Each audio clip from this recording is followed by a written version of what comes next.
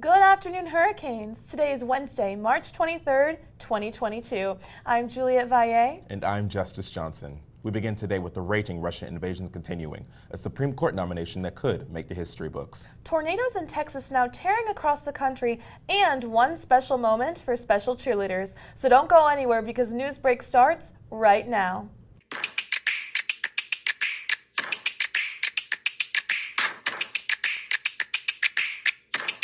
There is no mercy in Mariupol, Ukraine, as the Russian military recently raged through it, capturing thousands of residents and shipping them back to Russia.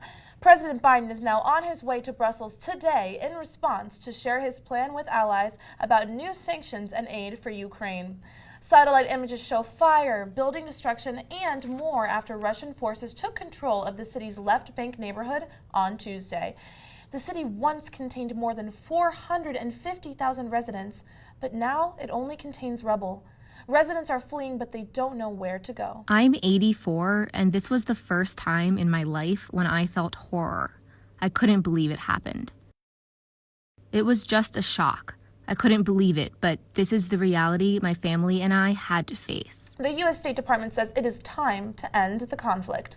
The United States fully supports today's statement by the UN Secretary General. Continuing the war, as we heard, in Ukraine is morally unacceptable, politically indefensible, and militarily nonsensical by any measure. But even by the shrewdest calculation, it is time to stop the fighting now, give the opportunity for peace to take root. It is time to end this absurd conflict. This is a constantly developing story, and we will keep you updated on what Russia does next. The Supreme Court could have a supreme change coming its way.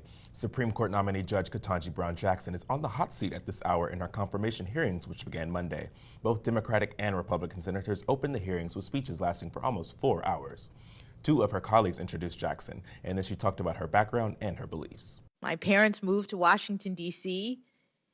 because this is where it all started for them in terms of having new freedoms.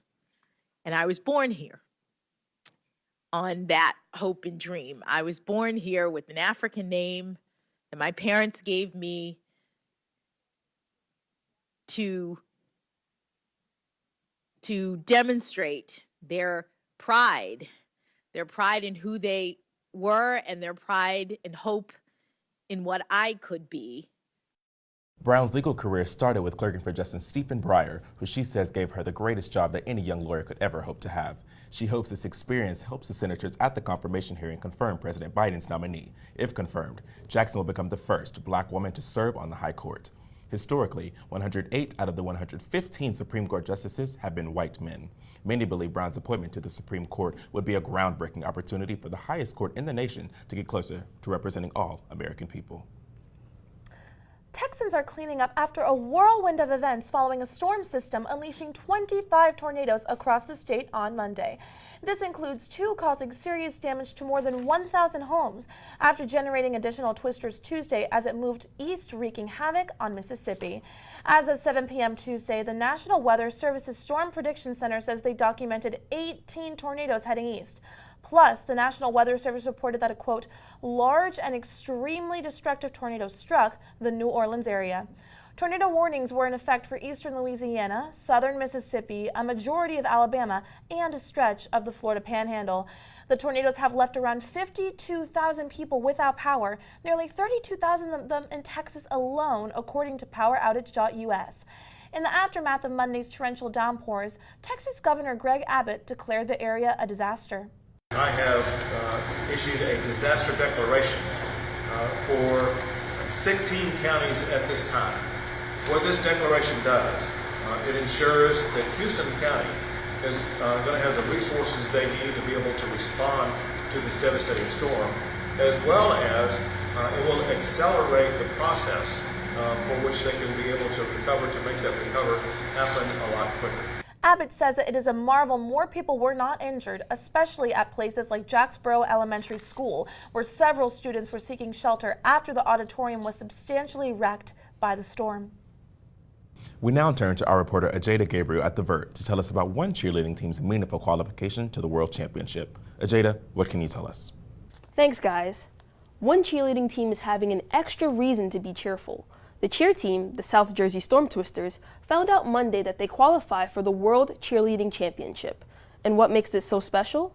The team is made up of special needs children who by chance found out the news celebrating World Down Syndrome Day.